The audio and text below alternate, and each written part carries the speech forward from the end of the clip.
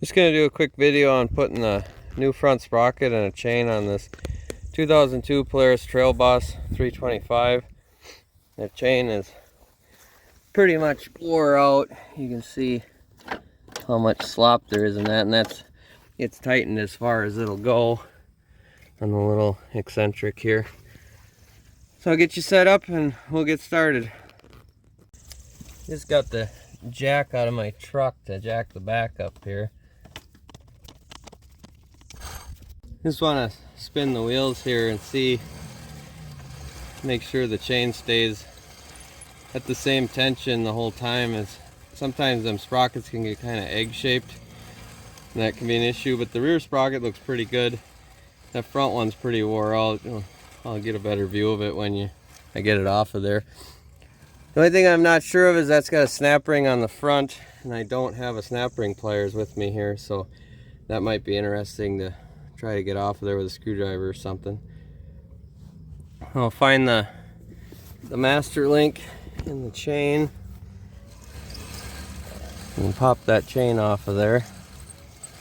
There it is, right there.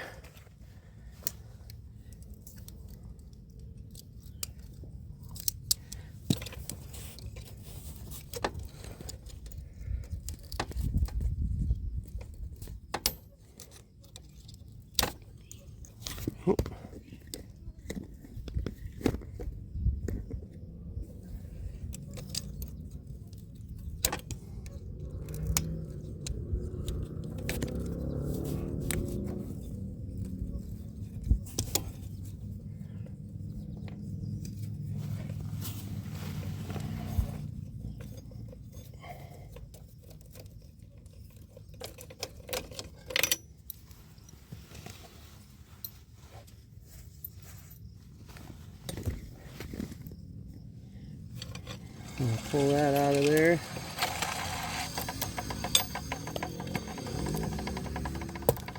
Yeah, you can see the chain can bend pretty good. That's usually a sign they're pretty sloppy when they can bend like that. And we gotta count the links in the chain to see what to cut the new one at. I got a little bit, I think I got like an 80 some link chain, and this one said it was 70 something, so I just ordered it a bit long so we can chop it down. Here you can see the difference between the old and the new. If you're looking for a sprocket for one of these, I just got one of the JT sprockets. There's the part number for it there. And we'll just slide that on here. And we'll have to get that snap ring back on, and then we'll have to loosen up all the stuff back here so we can turn that, which I'm gonna have to find a pipe wrench or something to turn that, because I don't have anything big enough to turn that. So I got my links counted out, and I got a chain brake tool in here. I don't know if this one's gonna be a strong enough tool to pop the link or the rivet out, but we'll see if it'll go.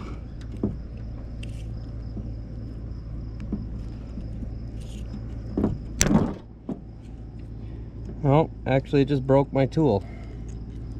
So I don't recommend that one on 520 chain. I didn't even pull that hard on it actually. So I'll have to use the grinder and grind off the link. Alright, so we got the chain cut to length. I do not recommend doing it that way. That was pretty dangerous doing it without a vise or anything with the grinder like that, but I was in a pinch, so I just did it that way. And we gotta loosen up this tensioner.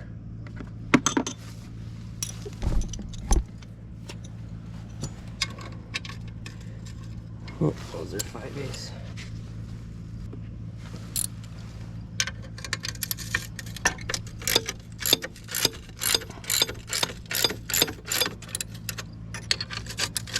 You got these two bolts here, which I don't have a big enough wrench for that one.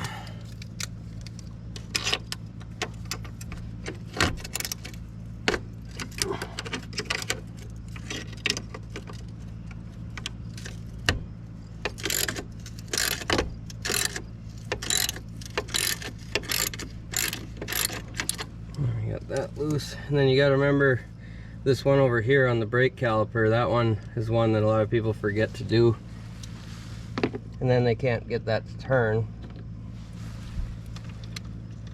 That one's just a 1/2 inch bolt.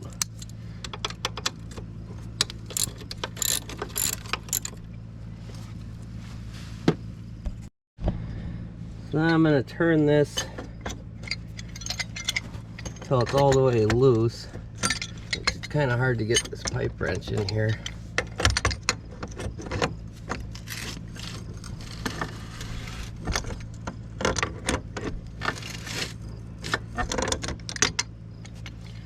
So when you're turning that, you can kind of watch that it's a bigger side over here. It's like a cam, and then over here you got it thinner. So you want to run that to the front.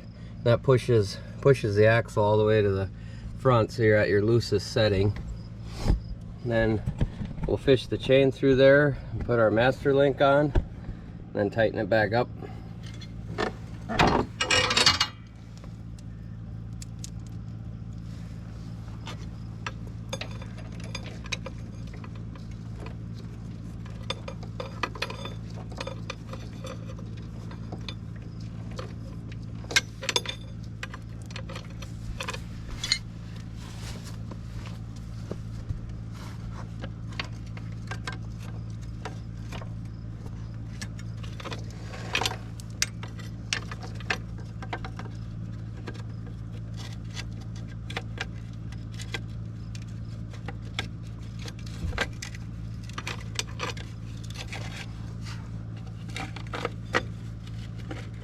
This one's got a plastic chain guide it's got to get through.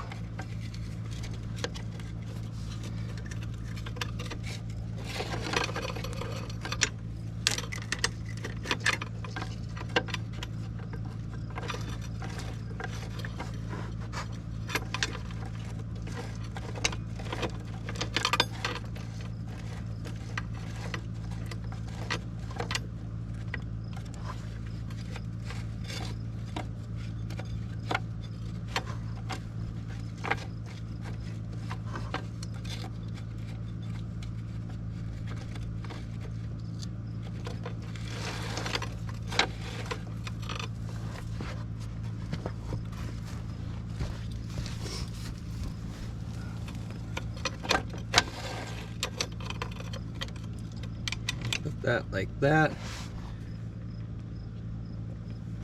and get our master link.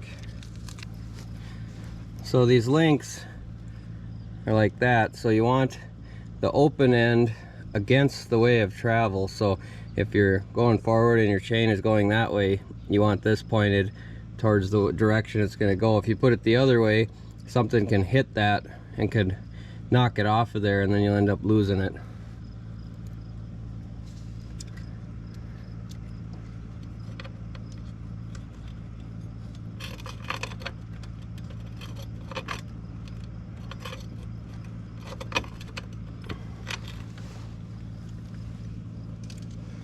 I don't know if we're quite as loose as it'll go. It's just about there. And it's all full of lube, so it's slippery too. There we go.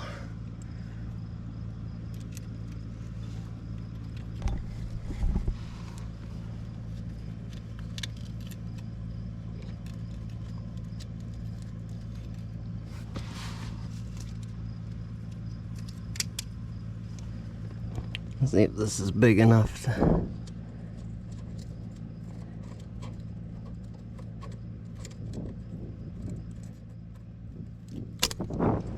and try to run it backwards some.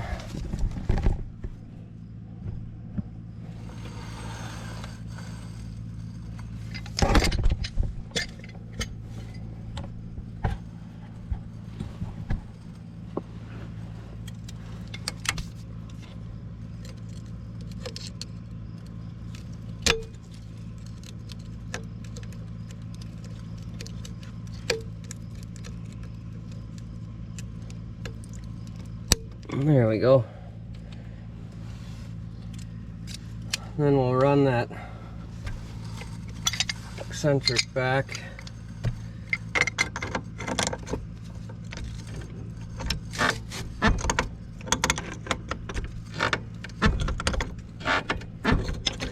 I guess we went all the way we could that way.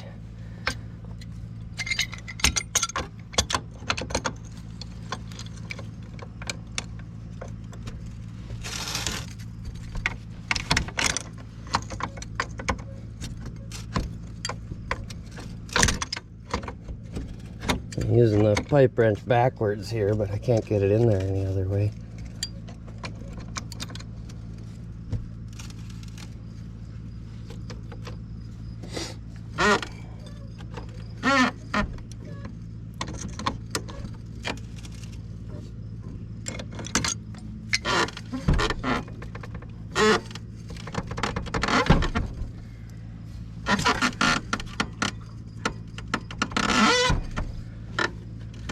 So you kind of got to watch your tension. You don't want it like a banjo string. You want some slop in it like that. So this one, when you push down on the suspension, it gets a little bit tighter. So this one's almost too tight, but I'm going to leave it that way because sometimes they wear in just a little bit. We'll tighten this stuff back up.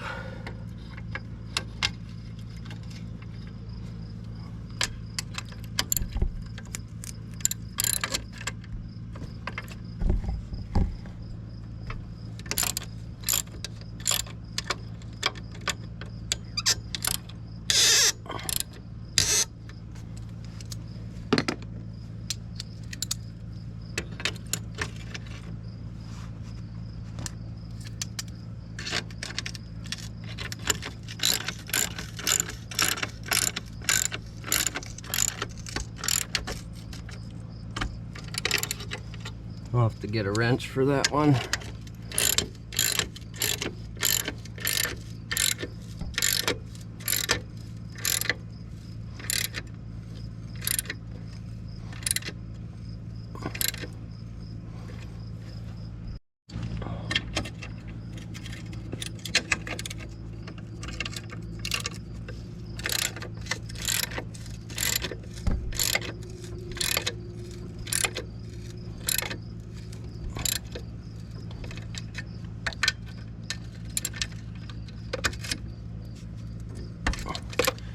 Those are tight. And while I was moving it around, I noticed there was a nail in this back tire.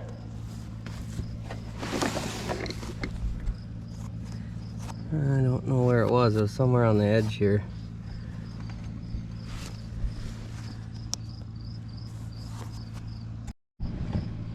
A nail right there.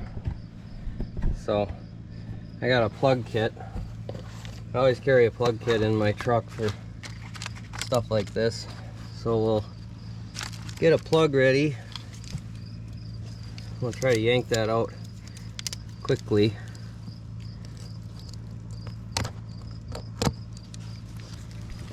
It wasn't leaking. I think the nail was sealing the hole. You just got a plug like that and you slide it through these tools. You want to get pulled through about halfway like that, or like half on each side, I mean. Oh, that's a long nail. We'll get that out. Put the reamer tool in there.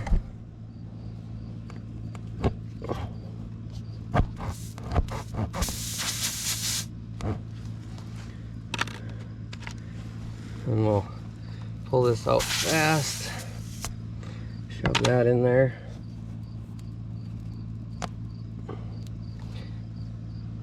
I like to go in a long ways because sometimes when you yank it back out, it'll pull that plug out with it.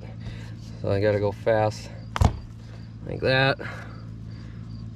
And that should be sealed up. I do put glue on them a lot of the time before I put them in, but I didn't have any glue with me. Alright, I think we're ready to take it for a test drive. I'm gonna pull my wheel block out. Fire it up.